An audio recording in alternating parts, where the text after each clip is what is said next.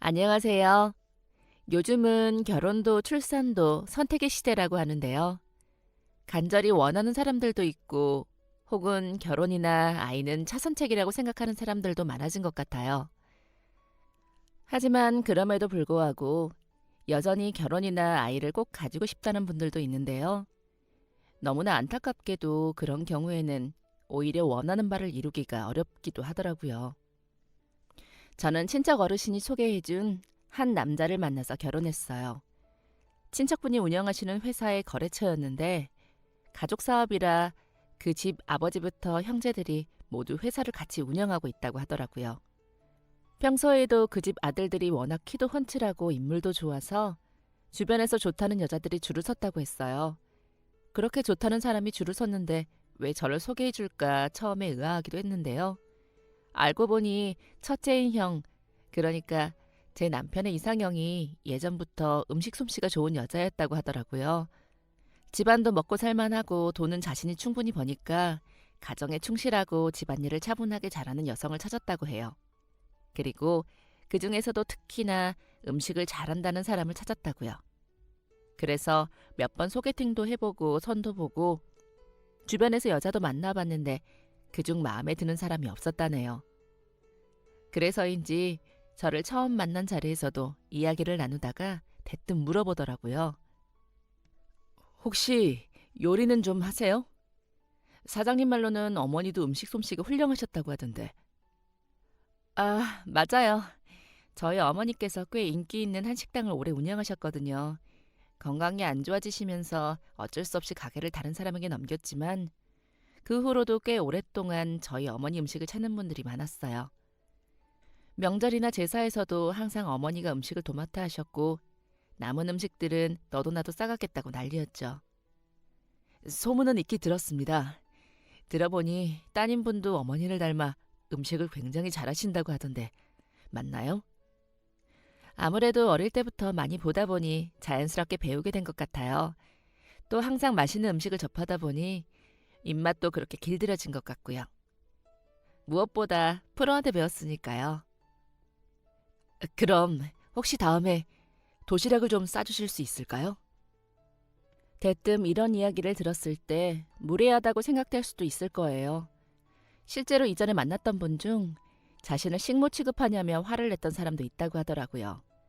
그런데 오히려 저는 음식 만드는 것을 좋아해서 크게 신경 쓰지 않았어요. 게다가 자신이 결혼을 위해 중요하게 생각하는 조건이 있다면 나중에 맞지 않아서 다투는 것보다 초기에 확실하게 짚고 넘어가는 게 더 좋다는 생각이 들더라고요. 저는 집안 사정이 안 좋아지면서 오랫동안 힘들게 생계 유지를 하면서 안정적인 생활을 원했고 남편은 집안에서 야무지게 살림을 해주는 음식 솜씨 좋은 여자를 원했으니 저희는 그런대로 잘 맞는 상대였어요. 그래서 다음 만남에 바로 도시락을 만들어서 공원에서 데이트했어요. 그리고 그때 만든 도시락이 마음에 들었는지 본격적으로 결혼을 전제로 만나게 되었죠. 그 후 7개월 정도 연애를 하고 바로 결혼식을 올렸어요. 선을 봐서 결혼한 거긴 하지만 그래도 나름의 연애 기간 동안 서로 꽤 잘 맞았어요. 그래서 결혼해서도 우리가 매우 잘 살 거라고 생각했죠. 남편에게는 남동생이 하나 있었는데요. 남동생은 같이 대학에 다녔던 한 여자를 오랫동안 좋아했다고 하더라고요.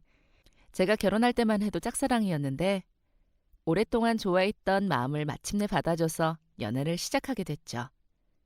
그로부터 1년 정도가 지난 후 두 사람은 결혼식을 올렸어요.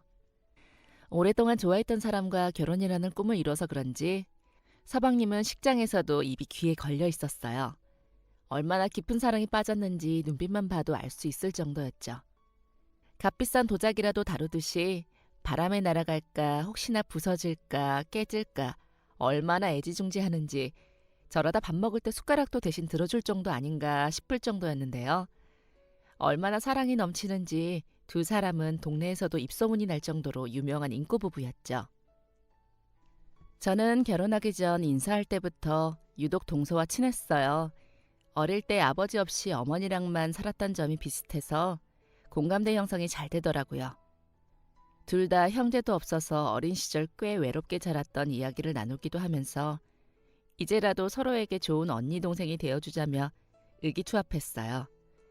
그리고 결혼을 한 이후에도 정말 친하게 지내는데요. 동서는 사람이 참 선하고 성격이 무척이나 싹싹해서 상대를 편안하게 대해주었거든요. 서방님이랑 같은 대학에서 디자인을 전공했다고 하는데 그래서인지 센스도 좋고 똑똑하고 지적이었어요. 하얀 피부에 늘 깔끔하게 묶고 다니는 탐스럽고 검은 머릿결까지. 머리부터 발끝까지 세련미가 넘치는 사람이었죠. 그런 동서랑 함께 다닐 때면 저절로 어깨가 으쓱해지기도 하고 언니 하면서 잘 따르는 모습에 정에 안 갈 수가 없었어요. 또 아이들도 좋아해서 우리 애가 태어났을 때도 옆에서 예뻐해주고 일손도 많이 거들어 주었어요. 친자매라고 해도 믿을 정도로 저한테 무척이나 잘해주었죠. 계속 행복하기만 할 줄 알았던 결혼 생활은 동서가 임신을 할 수 없다는 사실이 알려지면서 급속도로 나빠졌어요.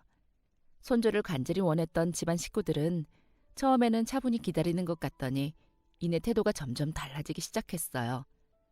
예쁘고 똑똑하고 잘 배운 동서를 다들 보물이자 자랑처럼 여기더니 어느새 집안에서 쓸모없는 사람 취급을 하더군요. 사람의 마음이라는 게 저렇게 한순간에 차갑게 변할 수도 있구나 싶었어요. 특히나 서방님은 동서에게 냉담해졌을 뿐만 아니라 심한 말도 서슴지 않은 듯했어요.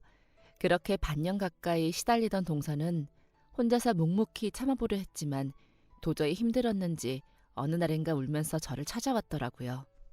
동서, 무슨 일 있어? 화장기 없는 얼굴에 창백해진 모습. 그리고 원래도 늘씬한 사람이 눈에 띄게 말라 있었어요. 심지어 길고 찰랑거리던 머리는 푸석해지고 아주 짧게 잘려져 있더라고요. 형님, 저 그 사람이랑 못 살겠어요. 이혼하고 싶어요. 동서는 결국 눈물을 보이면서 제 앞에 쭈그리고 앉았어요. 그 예쁘고 당당했던 사람이 이렇게 무너져 내리다니 너무나 안타깝고 가슴이 아프더라고요. 저는 남편이 출근해서 빈집으로 동서를 데리고 들어가 따뜻한 차를 내어주면서 찬찬히 이야기를 들어주었어요. 그 사람, 그러니까 남편은 임신을 못하는 게 완전히 제 잘못이라고 생각해요. 물론 병원에서 임신이 어려울 것 같다고 한 건 맞아요. 하지만 저는 정말 아무런 나쁜 짓도 하지 않았어요. 그런데 남편은 자꾸만 저보고 제가 남자를 함부로 만났다는 둥, 몸 관리를 제대로 하지 않았다는 둥, 저에게 모욕적이고 상처가 될 만한 이야기들을 서슴없이 해요. 집에 있으면 너무 무섭고 두렵고 불안해요.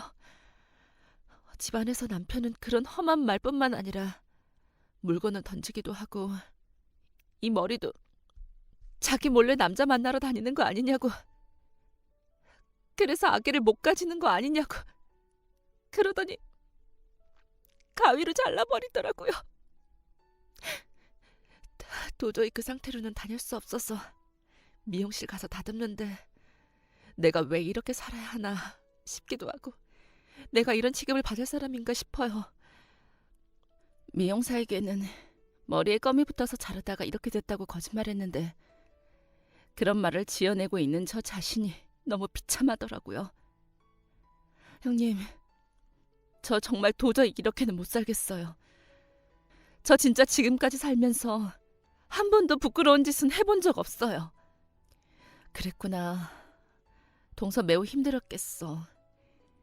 서방님이랑 요즘 다투는 건 알고 있었지만 이렇게까지 심한 줄은 몰랐네. 너무 힘들면 오늘은 우리 집에서 자고 가. 몸도 마음도 푹 쉴 겸. 내가 남편이랑 서방님한테는 잘 말할게. 저 그래도 돼요? 차마 걱정하실까 봐 친정에는 못 가겠어요. 저희 어머니 가뜩이나 몸도 약한데 이런 모습 보면 너무 힘들어할 거예요. 이야기를 마치고 저는 손님 방을 정리해줬어요. 동서는 꾸벅 인사를 하고 쓰러지듯 이불 위에 몸을 눕히더니 얼마 지나지 않아 완전히 골아떨어져 버렸어요. 그 모습을 보니 그동안 집에서도 한순간도 마음 편히 잠도 못 잤겠구나 싶더라고요. 저녁 무렵 남편이 집으로 돌아왔어요. 동서가 손님방에서 자고 있다고 남편에게 사정을 이야기했더니 영 못마땅한 표정을 짓더군요. 요즘 서방님이랑 크게 다투나 봐. 서로 조금 떨어져 있으면 생각할 시간도 생기고 마음도 가라앉을 것 같아서 오늘만 여기서 자라고 했어. 아니, 당신은 그런 결정을 왜 마음대로 해? 부부 일은 집안에서 해결해야지. 저렇게 다른 사람한테 뚜루루 달려와서 일러 바친다고 해결돼? 저러다 내 동생이 당신한테까지 서운하게 생각하면 어쩌려고. 남의 부부 일에 네가 뭐하러 끼어드냔 말이야. 그리고 솔직히 저 집에 애 안 생기는 거 내 동생 탓은 아니잖아. 대학 시절에 그렇게 남자들이랑 친했다고 하던데 혹시 알아? 혹시 아냐니? 당신 그게 무슨 말이야? 아니, 그냥 그렇다고. 결혼해서 애도 안 낳으면 이대로 우리 집 대를 끊을 거야? 그게 동서 잘못은 아니지. 아이를 가지고 싶어도 어쩔 수 없는 상황이잖아. 그리고 우리 애도 있는데 집안에 대 걱정을 왜 해? 말이 그렇다는 거야. 내 동생이 애 낳고 좋은 가정을 꾸리기를 얼마나 바랬는데 그걸 재수 씨 때문에 못하게 생겼잖아. 그동안 남편은 그냥 서방님과 동서 일에 무신경한 줄 알았는데 아니었어요. 사실 남편도 동서에게 좋지 않은 감정이 있어서 무시하고 있었던 거였죠. 일부러 부부 사이에 끼어들지 않으려고 한 줄 알았는데 그게 아니라 동서의 잘못이라고 생각해서 그동안 말을 섞지 않았던 거였어요. 그 사실을 알고 저 역시도 무척이나 충격이었죠. 그 후로도 동서와 서방님의 다툼은 계속되었어요. 그리고 불난 집에 기름을 부은 것처럼 시부모님 역시 이를 거들었죠. 특히나 시어머니는 대놓고 동서에게 안 좋은 소리를 했어요. 저렇게 완벽한 내 아들이 정말 여자 하나 잘못 만나서 대체 이게 무슨 고생이야. 아유, 내 속이 터진다 터져. 아이고, 내 속이야. 어디서 애도 못 낳는 게 시집을 와서는. 우리 집은 아이가 태어나고 나서 이래저래 돈 들어갈 일이 늘었는데 남편의 집안 사업이 조금 주춤하기 시작했어요. 경제적으로 주춤하니 불안하기도 하고 저 역시 생활력을 갖추고 싶어서 돈을 벌기로 했어요. 마침 적금 들어놓은 게 만기였는데 집 주변에 괜찮은 가게 자리가 하나가 나왔더라고요. 원래 거기서 식당을 운영하던 주인 할머니랑 친했었는데 해외에 있는 자식한테 가기로 했다며 빨리 가게를 처분하고 싶다고 하셨어요. 이야기를 나누다가 할머니는 제가 가게를 한다고 하면 권리금도 받지 않고 넘겨주겠다고 하더라고요. 오랫동안 식당을 운영하며 정이 든 자리였는데 저라면 그 빈 곳을 잘 채워줄 수 있을 것 같다고요. 그래서 식당을 넘겨받기로 했고 저는 오랫동안 제 취미이자 특기였던 요리를 써먹기로 했어요. 여러 가지를 고민했는데 역시 그동안 주부로 지내면서 그리고 어릴 때부터 익숙하고 자신 있는 게 반찬이더라고요. 어머니께서 한식당을 하면서 다양한 반찬을 만드는 것을 어릴 때부터 봐오기도 했고 결혼하고 아이 낳고 나서도 거의 매일같이 하는 게 반찬이었으니까요. 그렇게 반찬 가게를 차리게 되었고 저희 매장은 동네 여기저기로 입소문이 빠르게 퍼졌어요. 이전에도 종종 반찬을 많이 만들면 이웃에도 나눠주고 했었는데 그때마다 다들 입이 마르도록 칭찬을 했었거든요. 그런 제가 반찬 가게를 열었다고 하니 너도 나도 앞다퉈서 찾아왔어요. 덕분에 장사는 매출도 잘 나오고 순조롭게 이어지고 있었죠. 그리고 안타깝게도 그 사이 동서는 시부모님과 남편의 구박과 성화를 이기지 못해 이혼을 했어요. 둘의 이혼 소식에 저는 꽤 충격이었는데 시댁에서는 다들 잘 됐다는 분위기더라고요. 심지어 저희 남편 역시도 그런 사람은 빨리 나가주는 게 다행이라며 오히려 잘 됐다고 하더라고요. 그런 시댁 식구들의 모습을 보니 마음이 너무 무거웠어요. 동서가 안타깝기도 했고요. 그래서 이혼 후에도 한동안 동서에게 연락도 하고 서로 안부를 묻고 지냈는데 가게에 아이 키우기까지 정신없다 보니 서서히 멀어졌어요. 동서 역시 이혼 후 시댁의 눈치가 보여서인지 서서히 연락을 줄여갔고요. 그로부터 3년 정도가 흐른 어느 날이었어요. 저는 가게의 장사가 너무 잘 돼서 영업시간도 늘리고 가게도 한번 확장했어요. 반찬부터 간단한 국, 그리고 아이들을 위한 이유식을 만들어서 판매하고 있었고 이래저래 소문이 퍼지다 보니 우리 동네 분들은 물론 이웃 동네에서까지 일부러 찾아오실 정도였죠. 심지어 너무 맛있어서 다른 사람들에게 소개해주고 싶다고 아이스팩에 포장해서 먼 곳까지 가져간다는 분들도 있었어요. 주변의 한 공장에는 아이 저희 가게 반찬을 2, 30인분씩 포장해서 점심 저녁 식사로 제공하기도 했고요. 그러다 보니 일손이 너무 바빠져서 저 혼자서는 더 이상 못하겠더라고요.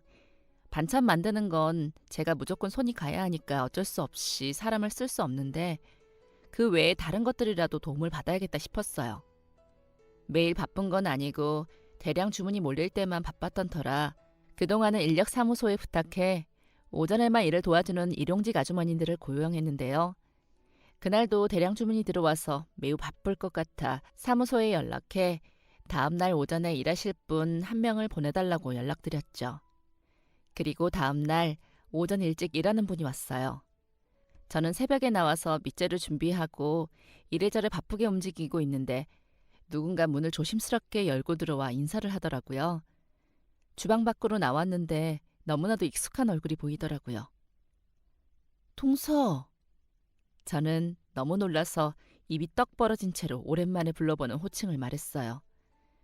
그러자 동서는 자신의 낡은 옷을 추스르며 부끄러워 어찌할 바를 몰라 했어요.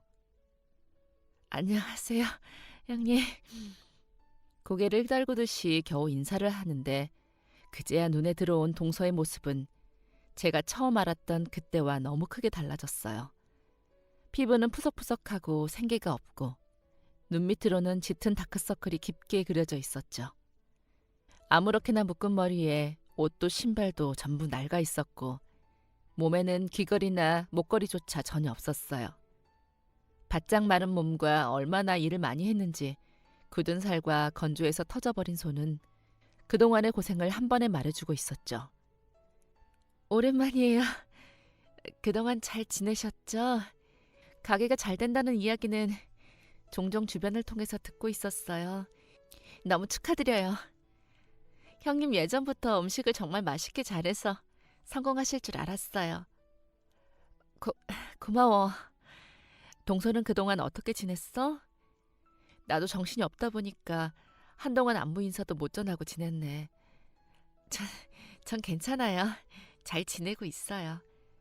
제가 먼저 인사드렸어야 하는데 상황이 여의찮다 보니까 어느새 눈물이 글썽해진 눈가를 옷소매로 쓱 닦는 모습을 보니 다시 가슴이 저릿해왔어요.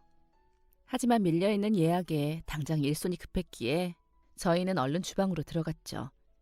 그리고 바쁘게 일을 하고 난 후 잠시 숨 돌릴 틈을 내서 그동안의 안부를 주고받았어요. 동서는 이혼 후에 너무나 힘들게 살았더라고요. 이혼하고 어쩔 수 없이 친정으로 돌아갔어요. 자식이라고는 저 하나뿐인데 불임의 이혼녀 꼬리표까지. 도저히 어머니 볼 용기가 없더라고요. 한동안은 친정에 가서도 방 안에만 갇혀서 지냈어요. 우리 엄마조차 나를 부끄럽게 여길 것 같고 밖으로 나가면 사람들이 다 저를 흉보고 손가락질 할 것 같더라고요. 그래서 나름 대인기피증도 생긴 것 같아요.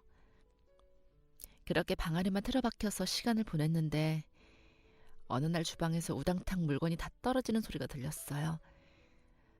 그래서 뛰어나갔더니 저희 어머니가 설거지를 하다가 그 자리에서 쓰러졌더라고요.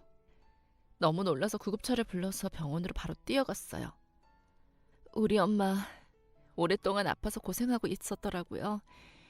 병원에서 치료받으라고 했는데 돈 아낀다고 진통제만 받아갔다고 해요. 그동안 혹시나 저한테 부담될까 봐, 피해줄까 봐, 우리 딸이 신경 쓸까 봐.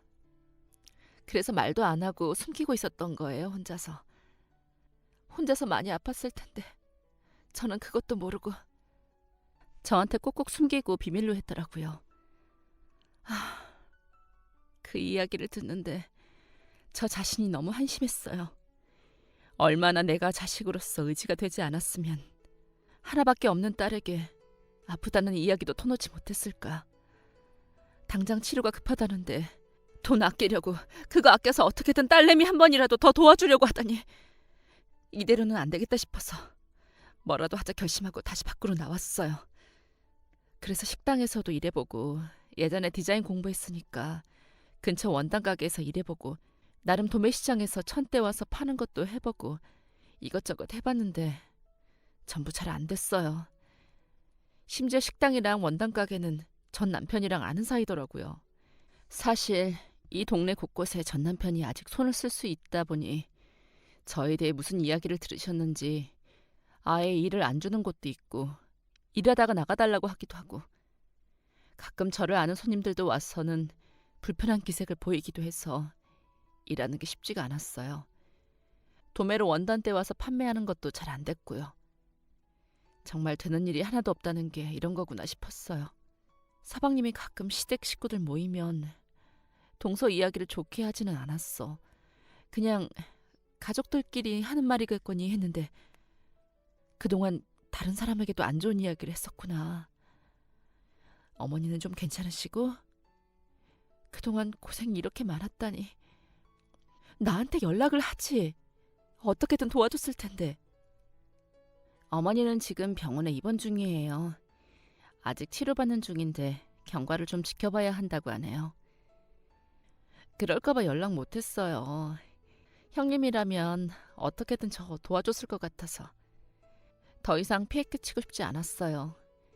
그동안은 결혼 생활이 힘들 때도 형님 덕분에 겨우 버틸 수 있었던 거거든요. 그것만으로도 너무 감사해요.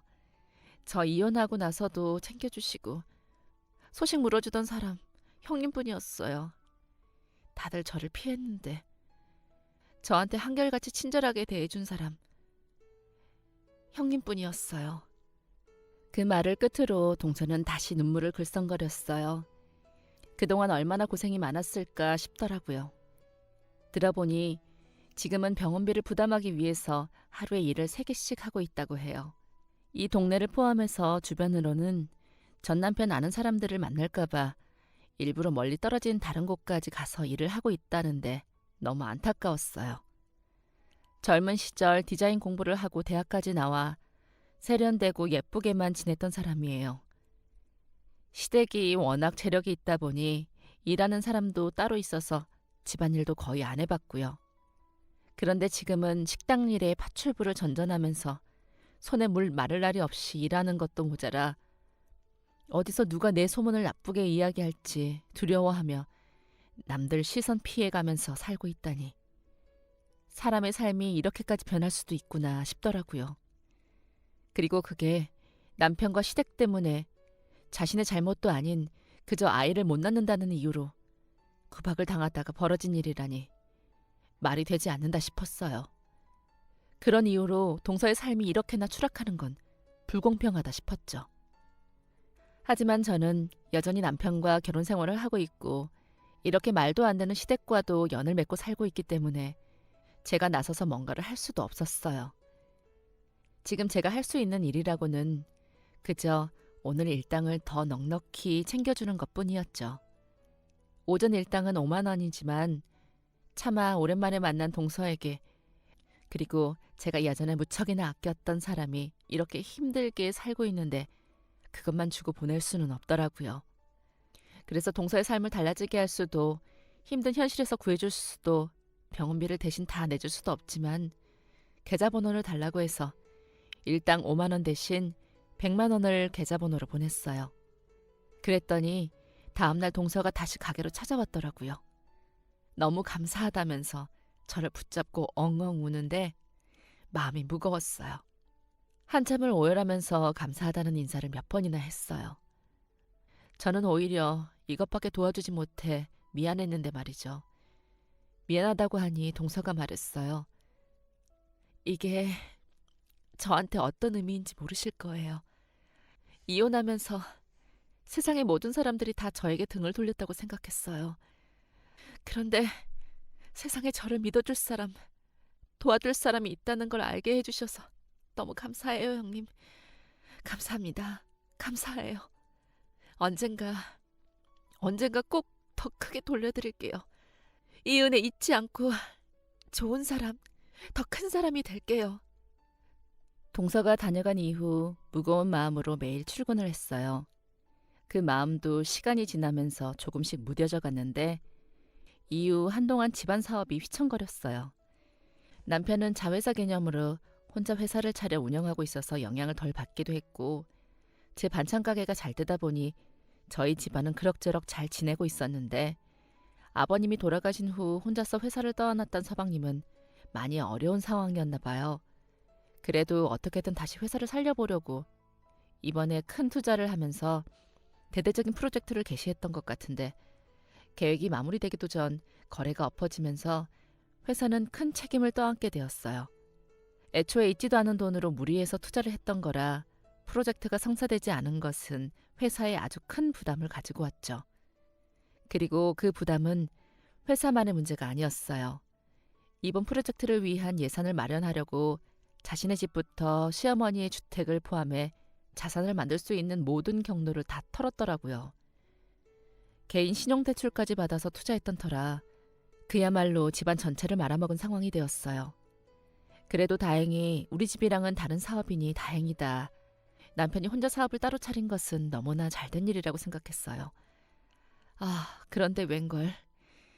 두 사람이 죽고 못 사는 형제 사이인 것을, 어머니께서 집안이 오랫동안 운영해온 사업이 몰락하는 것을 그냥 두고 볼 리가 없다는 것을 간과했어요. 어느 날 저희 가게로 독촉장이 날아오고 집으로 조만간 압류 통보를 하겠다는 연락이 오더라고요. 분명 저는 이런 문제를 겪을 만한 일을 한 적이 없는데 이게 무슨 일인가 황당하기만 했죠. 그랬더니 그제야 남편이 솔직하게 털어놓더라고요.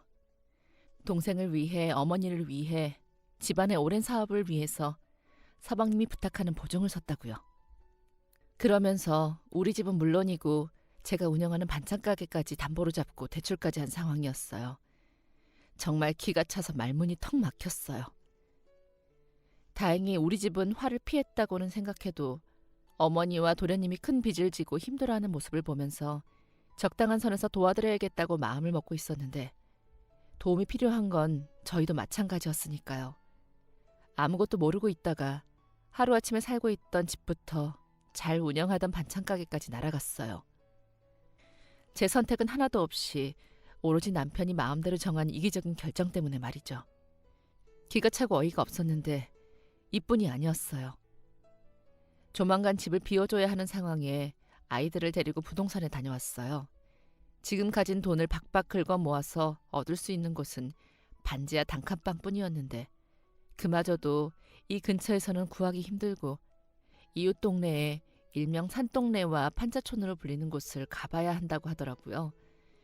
중개사와 이야기를 나누며 참담한 심정을 안고 집으로 돌아가고 있었는데 남편이 집 앞에서 전화통화를 하는 것을 봤어요.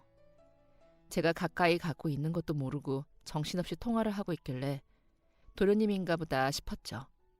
요 며칠 피곤하고 기분도 좋지 않고 오늘 부동산에서도 안 좋은 이야기만 잔뜩 들어서 순간적으로 화가 잔뜩 났어요. 이 모든 게 도련님 잘못인 것처럼 느껴졌거든요. 그래서 가까이 다가가서 크게 한마디라도 해야 속이 풀릴 것 같다는 생각에 통화 중인 남편의 전화기를 뺏어 들었어요. 오빠, 그래서 언제 올 거야? 난 지금 보고 싶은데. 오늘 오빠가 좋아하는 속옷도 입었는데. 여보세요? 어머, 누구세요? 기가 차더라고요. 사람이 너무 어이가 없으니까 웃음이 나왔어요. 화가 머리끝까지 난다는 표현도 부족한 것 같았죠. 전화를 받자마자 저 너머로 간드러진 여성의 목소리가 들려왔어요. 비음을 잔뜩 섞어서 오빠라고 부르며 속옷이 어쩌고 하는데 헛웃음만 계속 나왔어요. 어이가 없어서 그 자리에 전화기를 든 채로 서서 따지지도 화내지도 못하고 서 있는데 남편이 먼저 적반하장으로 선수를 치더라고요. 아니, 왜 남의 전화기를 뺏고 그래? 사람이 예의가 없어. 예의? 너 지금 예의라고 그랬니?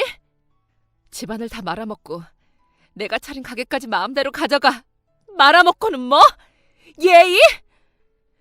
그 와중에 바람까지 펴? 네가 그러고도 인간이니? 너는 양심도 없어? 무슨 낯짝으로 돌아다녀 대체? 예의를 따지면서 눈을 부릅뜨는 남편을 보자 이성의 끈이 끊어지는 듯 했어요. 저도 모르게 아이들 옆에 있는데도 화를 벌컥 내고 말았죠. 그 순간은 정말 주변에 아무것도 신경이 쓰이질 않았어요. 내가 저런 인간을 믿고 결혼을 한 것도 모자라서 지금까지 이런 데다 힘쓰라고 밥을 차려 먹였나 싶더라고요. 집안을 말아먹은 거로 이미 화가 나는데 그래도 우리 가정의 가장이고 애들 아빠니까 기죽지 말라고 어떻게든 나가서 힘내라고 꼬박꼬박 밥 차려주고 빨래해주고 기껏 내줘 했더니 결국 돌아오는 게 바람이라니요. 마누라는 애들 데리고 어떻게든 살집을 구해보겠다고 산똥내며 달똥내며 발품을 팔며 돌아다니고 있는데 남편이란 작자는 몇 살인지도 모를 어린 여자랑 오빠 오빠 하면서 바람이나 피우고 있었다니. 지금 당장이라도 저 인간 머리채를 질질 끌고 동네 사람들 이 인간 좀 보라며 어떤 짓을 했는지 소문을 내고 두들겨 패고 싶은 마음이었지만 그래봤자 내 얼굴에 침 뱉기다 싶어서 참았어요. 무서워서 제 손을 꼭 잡는 아이들의 온기가 느껴지기도 했고요. 퍼뜩 정신이 들더라고요. 그래도 아이들 앞에서 이러지 말자 하고 말이죠. 남편이랑은 이혼을 했어요. 알고 보니 제가 첫째를 임신했을 때부터 꾸준히 바람을 피우고 있었더라고요. 사업 관련해서 젊은 여자들이랑 일할 일이 많았는데 그때 만났던 여자들 대부분이랑 바람을 피웠다고 해요. 이번에 전화를 했던 여자 역시도 최근 도련님이랑 새로운 프로젝트를 한다면서 알게 된 사람 중 한 명이었고요. 두 형제가 사업이라는 명목으로 돈 쓰면서 여자들이랑 놀고 다니고 접대라는 명목으로 단란주점부터 나이트까지 아주 잘도 돌아다니면서 오랜 시간 동안 뒤에서 헛짓거리를 하고 있었어요. 심지어 있지도 않은 돈을 박박 끌고 이번에도 그 여자의 가방을 사줬더라고요. 기가 차서 말이 나오지 않았죠. 이 사실을 지금이라도 알게 되어서 다행이라고 해야 할지 아니면 왜 이제야 알았을까 답답해하면서 제 가슴을 쳐야 할지 모르겠더라고요. 분명한 것은 제 남편부터 그 동생의 집안이 싹 다 상종 못할 구석이었다는 거예요. 심지어 도련님은 자신이 밖에서 여자를 만나고 다니면서 집에서는 그동안 동서를 의심하고 폭언을 행사하면서 그렇게 못살게 굴었다니. 이미 이혼한 지 한참 되었지만 그래도 억울함과 분노로 치가 떨렸어요. 그런데 똥이 무서워서 피하는 게 아니잖아요. 더러워서 피하는 거지. 그런 생각을 하면서 당장이라도 혼쭐을 내고 싶은 것을 참았어요. 저러다 잘못 엮이면 괜히 내 인생까지 꼬인다 싶어서 구린내가 더 묻기 전에 피해버리자 싶어 아이들을 데리고 집을 나갔어요. 애들한테는 미안하지만 그동안 세뱃돈이나 추석에 받은 용돈을 모아둔 게 있어서 그거랑 제가 그동안 아무도 모르게 숨겨둔 비상금으로 작은 월세를 구했어요. 집을 나가니 시어머니에게도 전화가 왔어요. 지금 우리 집이 어떤 상황인데 이혼은 뭐고 집을 나간다고 그래. 게다가 손주들은 우리 손주들 이 집안 핏줄이다. 나갈 때 나가더라도 너만 나가. 애들은 놔두고. 할 줄 아는 거라고는 반찬 만드는 게 다인 네가 나가서 애들을 어떻게 키운다고 그러니. 키우더라도 똑똑하고 잘 배운 지네 아빠가 키우는 게 낫지. 첫째랑 내가 어떻게 해서든 알아서 너보다는 잘 키울 테니. 어머니, 제가 어머니 아들과 비교하면 대학도 못 나오고 반찬만 만들던 건 맞는데요. 그래도 요 몇 년간 그 반찬 팔아서 애들 먹이고 입히고 했어요. 사업 잘 안 된다고 수입 들쑥날쑥 가져다 주는 건 오히려 남편이었고 우리 애들 제가 장사한 덕분에 굶기지 않고 키운 거예요. 그리고 나가서 여자 노름이나 하고 배우자 배신하고 바람이나 피우는 사람한테 애들이 뭘 배운다고 그러세요? 그러면서 다른 여자한테 선물 준 거 들킬까 봐 어머니 이름으로 카드 발급받아서 쓰고 다녔더라고요. 솔직히 알고 계셨죠? 남자가 사업하다 보면 이런 일 저런 일 있을 거라고 남편만큼 안 해도 대범해야 한다고 말씀하시는 거 일부러 다 알고 이야기하셨던 거죠? 그런 집안에서 우리 애들이 뭘 배울까 봐 저는 더 무섭네요. 어차피 남편이 유책 배우자고 애들 양육권은 소송 걸어도 당연히 저한테 올 거니까 앞으로 손주들 볼 생각 꿈에도 하지 마세요. 그리고 저한테 하신 거랑 동서한테 그동안 하신 것들 나중에 천벌 받으실 거예요. 하늘이 무서운 줄 알면 아드님들 단속 잘 시키시고 앞으로는 남들 무시하지 말고 조용히 사세요, 제발. 저는 그동안 참아왔던 분노를 한 번에 터뜨렸어요.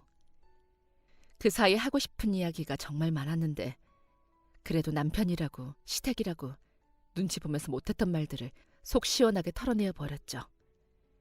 그랬더니 정말 결혼 생활 내내 체한 듯이 답답했던 게 쑥 내려가는 듯 하더라고요. 마음 같아서는 욕이라도 하면서 더 심한 말도 하고 싶었는데 그래도 이 정도만으로라도 복수를 한 것처럼 통쾌했어요. 그렇게 애들을 데리고 집에서 나와서 달동네 월세에서 지내기 시작했어요. 하루아침에 마당도 있고 깨끗한 침대에 넓은 방이 있던 좋은 집에서 허름한 단칸방으로 이사 오니 아이들은 무척이나 힘들어했어요. 특히 막내는 밤마다 화장실을 갈 때면 무섭다고 울어서 저도 첫째도 달래느라 매일 뜬 눈으로 밤을 새웠죠. 그래도 다행히 조금 더 컸다고 그러는지 첫째가 제 생각을 해주면서 동생을 살뜰하게 잘 챙겨주고 자기는 엄마랑 살면 어디든 괜찮다고 속 깊은 소리를 해준 덕분에 힘을 낼 수 있었어요. 아직 어려서 예전 집에 다시 가고 싶다는 막내도 제 눈에는 그래도 마냥 사랑스러운 제 아이들이었어요. 출장 요리를 하는 회사에서 음식을 만드는 일을 하면서 쉬는 날에는 일용직으로 파출부를 뛰는 중에도 우리 애들을 보면서 힘을 낼 수 있었죠. 그러던 어느 날 모르는 번호로 연락이 왔어요. 원래는 남편을 찾는 전화들일까봐 잘 받지 않는데 일을 추가로 줄 수 있으면 달라고 요청한 상태였기에 혹시 회사에서 연락 온 것인가 싶어서 받아봤어요.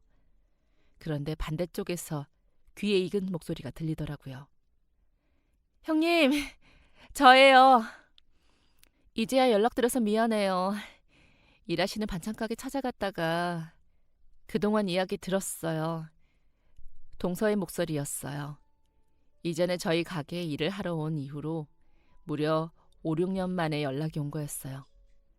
오랜만에 연락이었지만 여전히 동서의 목소리는 반갑게 느껴졌어요. 저 역시 동서처럼 그 집안에 치를 떨면서 이혼하고 나온 상태라 그런지 동질감이 느껴지면서 뭔가 제 아군을 만난 것처럼 긴장이 풀어지더라고요. 만나자는 동서의 이야기에 제 상황이 좋지 않아 잠시 망설였지만 그래도 오랜만에 보고 싶기도 해서 알겠다고 했어요. 또 지금 제 상황을 누구보다 잘 들어주고 이해해주고 공감해줄 수 있는 사람은 동서뿐이라는 생각이 들더군요. 그동안 밀린 이야기도 나누고 그 집안에 쌓인 감정도 나누면서 신나게 욕도 해야겠다 싶었어요. 동서가 아이들도 있으니 자기 집으로 오라는 이야기에 저는 알겠다고 했어요. 제가 사는 곳을 물어보더니 택시를 보내줬더라고요. 이렇게까지 하지 않아도 괜찮은데 생각하면서도 이런 작은 배려들이 감동적으로 느껴졌어요. 그리고 택시를 타고 도착한 곳은 비싸기로 유명한 고급 아파트 단지였어요. 이름은 많이 들어봤지만 실제로 와보는 것은 처음이라 저도 아이들도 눈이 휘둥그레졌어요. 한눈에 보기에도 고급스러움이 물씬 느껴지는 입구에서부터 입이 딱 벌어져 다물어지지 않더라고요.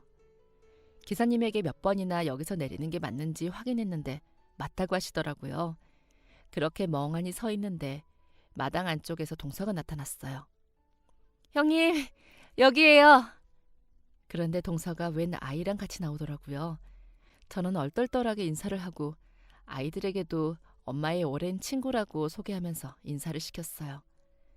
여전히 고급 건물의 기운에 눌려 아이들은 엉거주춤한 자세로 인사를 했어요. 어서 오세요. 여기까지 오시라고 해서 죄송해요.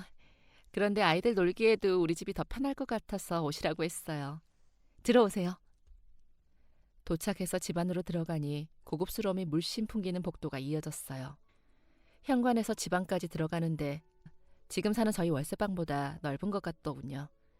복도를 따라 걸어 들어가는데 벽면에 동서와 한 남자의 사진, 그리고 아기가 함께 찍힌 액자들이 걸려있는 게 보였어요. 한참 동안 들어가니 거실에는 아이들 장난감이 준비되어 있었고 웬 젊은 여자분 하나가 기다리고 있더라고요. 저희 아이 놀이 선생님이에요. 저도 남편도 둘 다 일을 해서 낮에는 이렇게 선생님이 오셔서 아이도 봐주고 교육도 해주세요.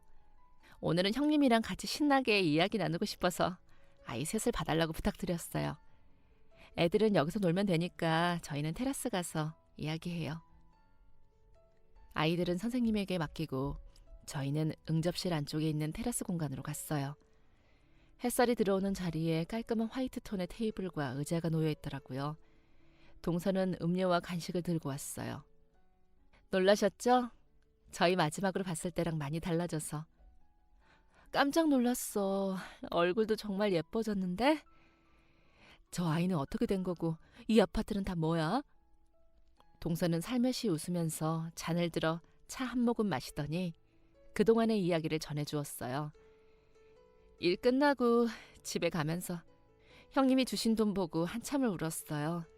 정말 부끄러움도 모르고 길에 주저앉아서 엉엉 울었네요.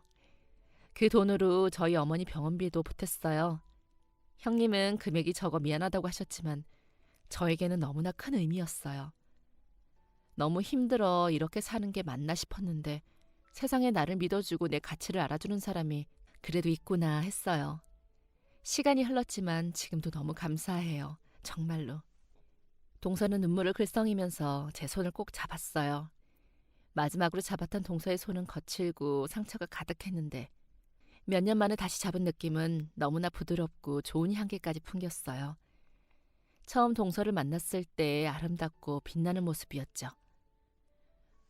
원단을 떼서 판매하다가 잘 안 됐는데 그래서 집에 원단이 한가득 남았었어요. 형님도 기억하실지 모르겠지만 제가 대학에서 디자인을 공부했었잖아요.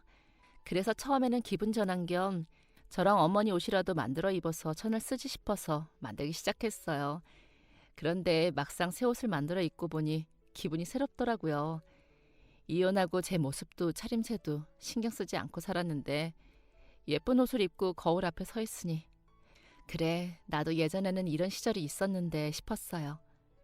그 뒤로 옷을 꾸준히 만들다가 집 근처에 입고 다니니까 사람들이 다 그 옷 어디서 샀냐고 물어보더라고요. 그래서 소소하게 인터넷으로 옷을 판매하기 시작했어요.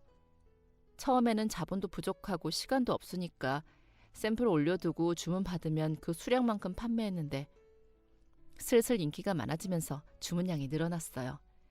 그래서 샘플 제작해서 소규모 제작을 해주는 공장을 알아봐서 같이 하다가 조금씩 사업이 커지더라고요. 처음에는 다른 일을 하면서 쇼핑몰을 부업처럼 했는데 이게 잘 되기 시작하면서 조금씩 우선순위가 되기 시작했어요. 그러다가 한 2년 전쯤 유명한 연예인이 토크쇼랑 자기 SNS에 저희 옷을 입고 사진을 올렸는데 저게 어디 제품이냐고 난리가 났어요. 저희 브랜드인 게 알려져서 주문이 미친 듯이 들어왔는데 공장에서 물량을 못 만들 정도였거든요.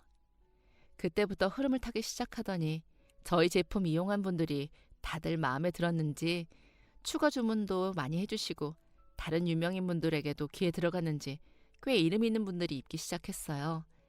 그렇게 되니까 브랜드 성공하는 게 정말 한순간이더라고요. 덕분에 지금은 옷부터 가방, 신발, 액세서리까지 판매하고 있는데 월 매출이 웬만한 직장인 연봉 이상이에요. 그리고 사업 운영하면서 새로운 사랑도 찾았고요. 그럼 재혼한 거야? 네. 사실 재혼하면서 형님에게 연락할지 고민 많이 했는데 그때만 해도 아직 사업이 이렇게 잘 될 때는 아니었어요. 그래서 뭔가 연락드리기가 그렇더라고요. 이미 형님에게 크게 도움을 받았는데 조금 더 당당해졌을 때 성공한 모습 보여드리고 싶었거든요. 남편은 저처럼 디자인 쪽 공부를 해서 이야기도 잘 통하고 또 배려심 많고 속이 깊은 사람이라 저를 잘 이해해줘요. 제가 이혼녀라는 타이틀을 가지고 있어도 전혀 상관하지 않고요. 무엇보다 함께 있으면 저를 늘 웃게 만들어주는 사람이에요. 함께 있으면 행복하다는 생각이 들어요. 그리고 결혼 후에 아이도 생겼고요. 임신이 힘들 거라고 했지만 이런 게 운명이 아닐까 하는 게 이번 결혼에서는 허니문 베이비로 바로 아기가 생겼거든요. 동서, 너무 잘 됐다. 너무 잘 됐어. 다른 것보다 지금 너무 행복해 보여서 그게 너무 기쁘네. 형님 아니었으면 이렇게 못했어요. 제가 지금 이 자리에 있을 수 있는 거 다 형님 덕분이에요. 그래서 이번에는 제가 도와드리고 싶어요. 무슨 소리야, 내가 뭘 했다고. 동서 그렇게 고생해서 나갈 때 옆에서 제대로 챙겨주지도 못해서 얼마나 후회를 많이 했는데. 무슨 말씀이세요? 오히려 그 지옥 같은 결혼 생활에서 제가 맨정신으로 버틸 수 있었던 건 형님 덕분이었어요. 형님이 아니었다면 이혼보다 먼저 세상을 떠나는 것을 선택했을지도 몰라요. 저희 두 사람은 서로 손을 맞잡고 얼굴을 들여다보면서 얼마나 고생했는지 다 안다는 듯이 고개를 천천히 끄덕였어요. 그리고 누가 먼저랄 것도 없이 꼭 안아주는데 그동안 힘들었던 마음이 다 녹아내리는 듯한 따뜻한 포옹이었어요. 그 후 한참을 더 이야기 나누다가 해가 지고 저녁을 먹고 후식까지 대접받고는 다시 택시를 타고 집으로 돌아갔어요. 동서가 잘된 모습을 보니 너무 다행이라는 생각도 들고 이야기를 듣고 나니 다 끝난 것 같던 제 삶도 아직 희망이 있을 수 있구나 힘이 나더라고요. 그로부터 며칠 후 동서가 집 앞으로 찾아왔어요. 급히 갈 데가 있다고 해서 따라가니 자기 회사 앞에 괜찮은 가게가 나왔다면서 저를 데리고 가더라고요. 가보니 근처에 주택가도 있고 회사도 많고 역이랑 버스 정류장에서도 가까운 곳이었어요. 외관도 깔끔하고 이전에는 예약제로 운영됐던 고급 미용실이었다고 하는데 그래서인지 인테리어도 아주 예쁘게 꾸며져 있더라고요. 한눈에 봐도 가격이 장난 아닐 것 같았어요. 어때요? 마음에 드세요? 여기 유동인구도 많고 배달 시작해도 근처에 접근성이 뛰어나서 다른 동네보다 더 많은 지역을 갈 수 있어요. 인테리어도 이미 깔끔하게 되어 있어서 안에 내부 구조만 좀 바꾸면 되고요. 아, 여기는 너무 비싸 보이는데? 나 이 정도로 돈 없어. 지금은 대출도 잘 안 나올 거고. 그건 일단 나중에 생각하고 우선 마음에 드는지 말씀해 주세요. 예쁘지. 자리도 좋고. 주변 둘러보니까 주택가와 사무실에 딱 봐도 여기서 음식 팔면 장사는 무조건 잘 되겠다 싶어. 좋아요, 그러면. 여기서 다시 반찬 가게 하는 거로. 저는 화들짝 놀라서 동서를 쳐다봤어요. 알고 보니 이미 부동산을 이야기해서 거의 계약 직전까지 갔더라고요. 쇳불도 당김에 빼야 한다면서 바로 저를 부동산으로 데려가서 계약을 마무리 지었어요. 물론 비용은 본인이 다 처리했고요. 저는 이렇게 비싼 곳은 부담스럽다고 이야기했는데 이전에 제가 줬던 100만 원이 자신에게는 이것보다 더 큰 가치였다면서 말려도 말을 듣지 않았어요. 저는 형님을 그리고 형님의 음식 솜씨를 믿어요. 그러니까 우리 맛있게 만들어서 예전처럼 아니 그때보다 더 대박 쳐봐요. 그 자리에서 저는 다시 반찬 가게를 시작했어요. 주변에 젊은 직장인들이 많아 간단하게 샌드위치와 샐러드 등도 판매했어요. 반찬 구성을 매일 바꿔서 도시락 세트를 만들었는데 동서와 지금 남편의 도움으로 보통의 도시락 케이스랑은 조금 다른 예쁜 디자인의 통에 담아 판매했더니 정말 불티나게 잘 팔렸어요. 매일 점심 주문이 밀려 카운터, 주방 직원들도 여럿이 되었어요. 배달도 인기 만점이었죠. 동서 말대로 배달 지역이 워낙 넓어서 그만큼 수요도 엄청났어요. 동서네 회사에서도 운영 중이었던 사내 식당을 아예 저희 반찬 가게 메뉴를 받아서 제공하는 거로 바꿨고 이 구내 식당이 사람들 사이에서 입소문이 나서 자기들 회사에도 납품이 가능한지 문의가 들어오기 시작했어요. 그렇게 장사를 해서 몇 년 뒤 저는 무려 10억이라는 돈을 모았어요. 이혼할 때는 완전히 빈털터리다 못해 마이너스로 나왔는데 지금은 통장에 무려 10억이라는 돈이 들어있죠. 그뿐만 아니라 동서와 같은 아파트로 이사도 갔어요. 저는 이 모든 게 동서의 덕분이라고 하는데 오히려 제 음식 솜씨랑 사업 수완 덕분이라며 저를 치켜 세우더라고요. 지금은 같은 아파트 단지에서 아이들끼리도 형제처럼 친하게 지내고 있어요. 이따금 동서 어머님께서 아이들을 봐주시는 덕분에 저 역시 조금 더 편하게 일을 집중할 수 있고요. 비록 예전엔 형님 동서로 만났지만 지금은 친자매처럼 교류하고 지내고 있어요. 이제 호칭도 언니로 바뀌었고 저도 마치 친동생처럼 이름을 불러요. 이혼녀로 힘들게 살 줄 알았던 저희는 못난 남편과 시댁을 훌훌 털어버리고 멋지게 사업가로 성공했는데요. 언제나 제 곁에서 든든한 동생이 되어준 동서에게 정말 고맙고 그리고 조금 부끄럽지만 사랑한다고 전하고 싶네요. 지금까지 사연 들어주셔서 감사합니다. 사연이 재미있으셨다면 구독과 좋아요 부탁드려요. 감사합니다. 안녕히 계세요.